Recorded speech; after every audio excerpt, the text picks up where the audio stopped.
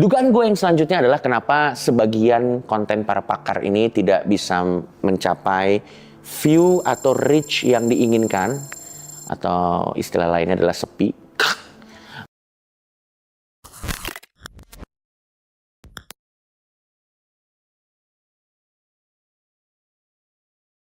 Dugaan gue yang selanjutnya adalah kenapa sebagian konten para pakar ini tidak bisa mencapai view atau reach yang diinginkan, atau istilah lainnya adalah sepi, adalah karena mereka tuh lebih mengutamakan parade kata daripada struktur logika penjelasan argumennya gitu.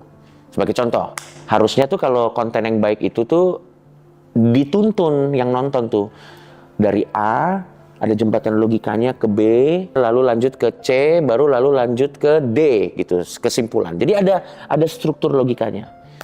Nah, beberapa pakar itu jarang melakukan ini dengan konkret, tapi lebih tergoda untuk menyebutkan atau mengquote kutipan-kutipan dari filsuf-filsuf tertentu dengan fafifu-fafifunya. Contoh, misalnya gue kasih konkretnya aja deh. Misalnya contoh, kenapa tidak boleh ada buzzer di demokrasi yang ideal? Misalnya kita pengen bikin konten seperti itu, gitu. Berarti kan harusnya kan logika berpikirnya adalah nggak boleh ada buzzer supaya di demokrasi setiap orang bisa membangun opininya sendiri, bukan karena ada bias informasi dari orang lain gitu. Harusnya kan begitu. Tapi terkadang para pakar nih, sebagian pakar itu lebih suka bikin argumennya begini. Menurut si A dengan teori fafifu. Tidak ada yang peduli. Sudah bikin kamera panas.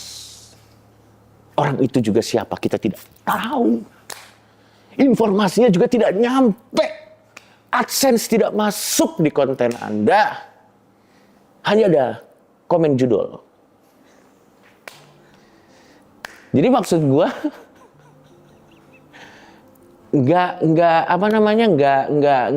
to the point gitu, nggak to the point dan tidak sesuai dengan struktur logika yang harusnya bisa dilakukan dengan baik. Dan permasalahannya adalah ini diperparah dengan terkadang teori-teori yang kita quote atau kita kutip yang kita kira bisa memperkuat argumen kita tentang penjelasan tersebut, kadang tidak ngaruh juga ke argumen itu per se gitu.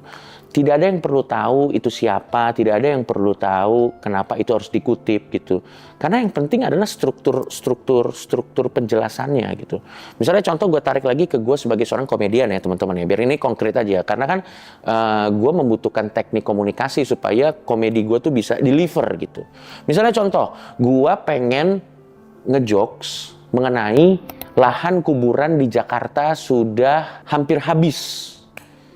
Ya udah, yang gue lakukan adalah gue kasih contoh kasusnya dan gue jokes mengenai gimana kalau kuburan di Jakarta udah habis gitu.